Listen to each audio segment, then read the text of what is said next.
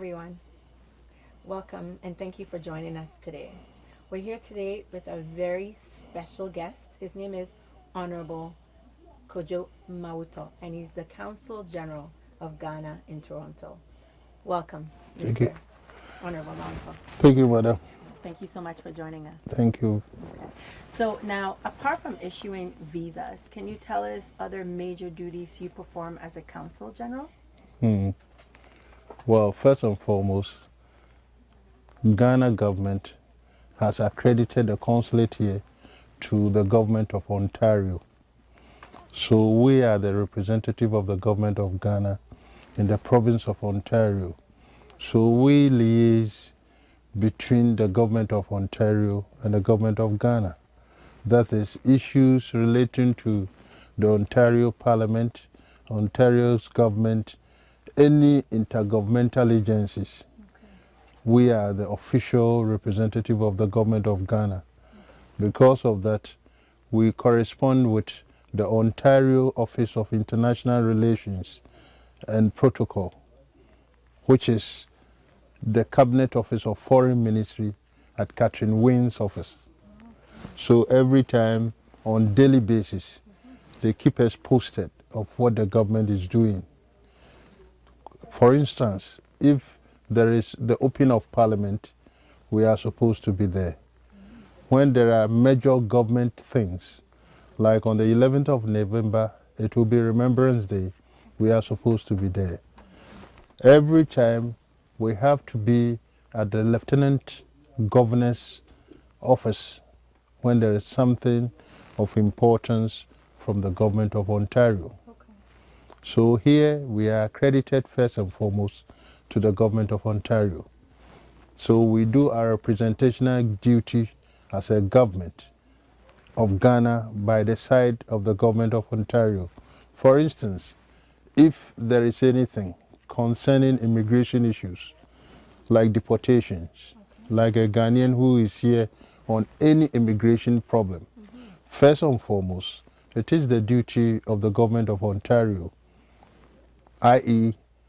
the Canadian Immigration Service or the CBSA, that is the border authorities, to inform us in accordance to international law that this Ghanaian A or B and others is in their custody.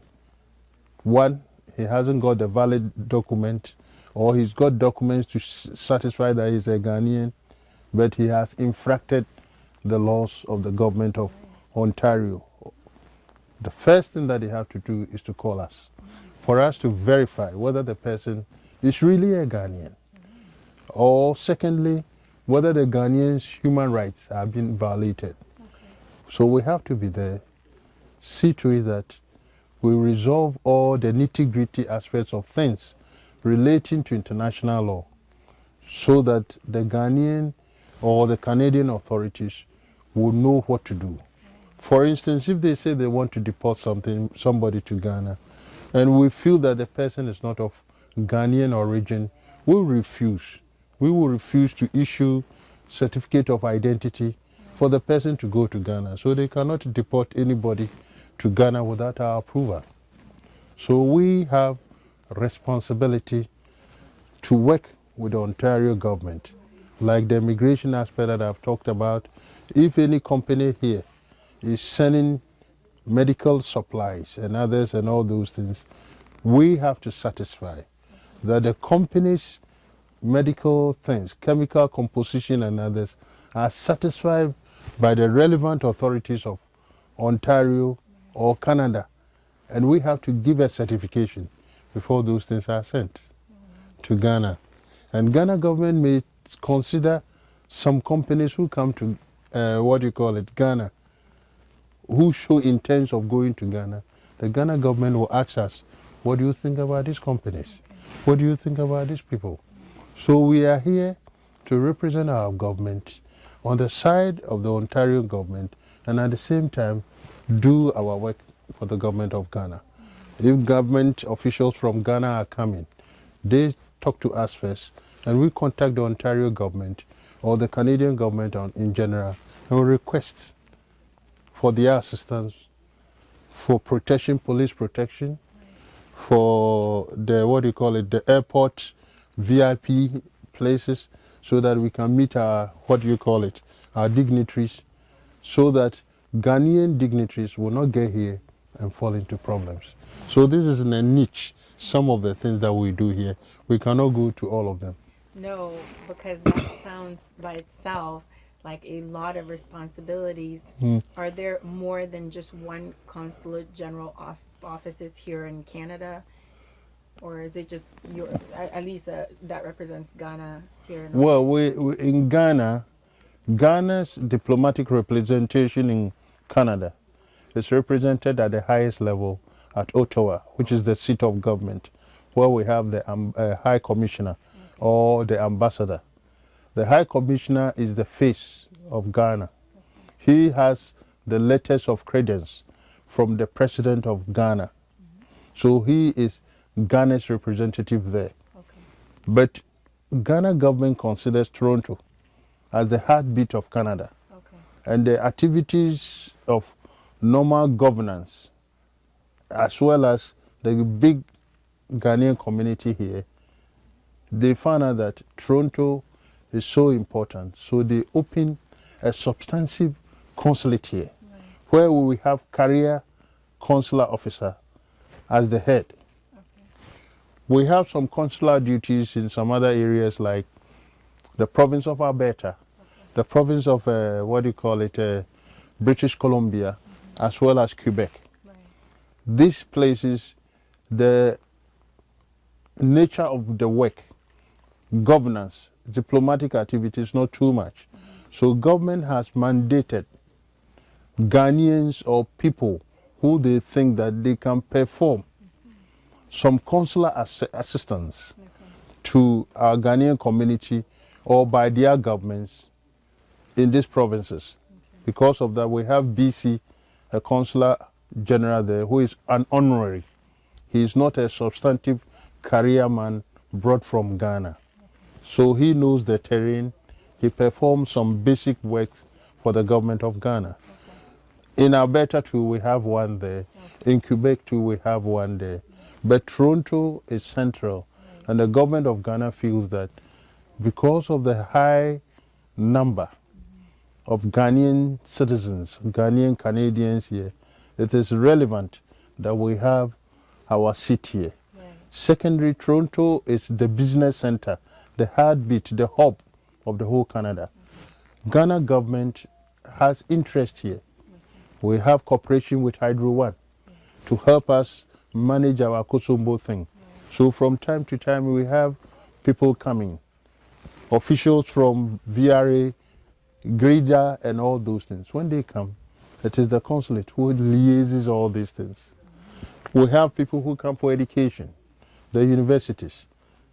As I'm talking now, there are nurses and some doctors from Kolebu who are here on the ticket of sick kids, because Ghana and the sick kids hospital have cooperation. Right. So when they come, matters like that we have to coordinate. Right. Ghana Parliament sometimes also come and have in-service studies with the Ontario Parliament.